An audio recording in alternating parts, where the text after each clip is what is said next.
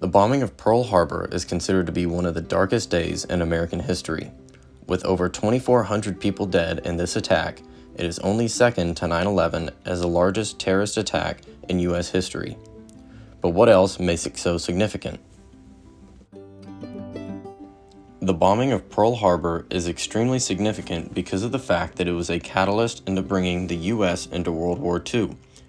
This eventually led to the victory of the Allies and the defeat of Adolf Hitler and the Nazi and Axis Party. One of the biggest reasons why this was significant was because it eventually led to the dropping of 2 nuclear bombs on Japan. This was the bombing of Hiroshima and Nagasaki. Now that you understand the significance of Pearl Harbor, let's take a look at what you might see if you went there today. The first stop at Pearl Harbor is the USS Arizona Memorial. This first stop starts with a 23-minute documentary film that will depict the horrific nature of the attack. You'll be taken into a large open area where you'll be able to reflect on the sunken USS Arizona below. This will be followed by a trip to what's called the Shrine Room.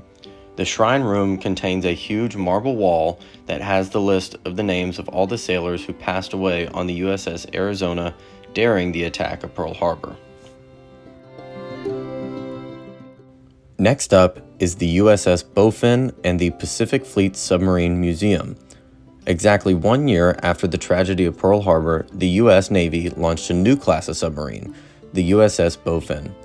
The Bowfin is referred to as the Pearl Harbor Avenger and is a symbol of American spirit and refusal to give up. After being able to explore the Bowfin, you will be guided through a 10,000 square foot museum with submarine-related relics and artifacts. The museum will showcase the evolution of the submarine and aquatic technology, as well as other impressive exhibits. Lastly, you will be guided to the waterfront memorial that remembers the lives lost while serving on a submarine during World War II. After visiting the Pearl Harbor Avenger, we'll find ourselves at what is said to be the most famous battleship ever built, the USS Missouri, also referred to as Mighty Mo. Standing at over 887 feet long and a span of 45,000 tons, Mighty Mo is a great experience for people to be able to see what it's like to be a real-life sailor. You're walked through the day-to-day lives of sailors, as well as finding artifacts and relics along the way. The USS Missouri mostly served during the Korean War, so you'll find lots of history about the Korean War throughout the ship. After that, we'll find ourselves at the USS Oklahoma Memorial. This memorial is one of the newer ones after only being constructed in 2007. They use black granite and white marble to symbolize the 429 crew lives lost. They say that the black granite represents the hull of the ship, whereas each white marker represents a crew member. You'll also get to learn what it means to man the rails. Manning the rails is when the crew of ships pulling into Pearl Harbor stands at the rails and pays their salutes as they enter the bay. Last, but certainly not least, we find ourselves at the Pearl Harbor Aviation Museum. This museum is a collection of aircrafts that stretches far beyond than just the ones that were used in the attack on Pearl Harbor. The collection encompasses most aircrafts that were encountered during all of World War II. Visitors get to experience a fully restored aircraft while getting a chance to feel what it's like to be a pilot during those times.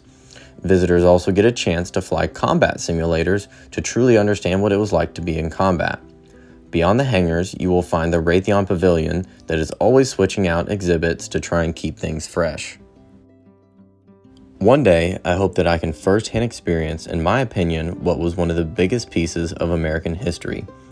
This catalyst is what led America into the deadliest conflict in human history, and also what led America to defeating Adolf Hitler. So that prompts me to think, what would America even be like today if we would have never even had Pearl Harbor?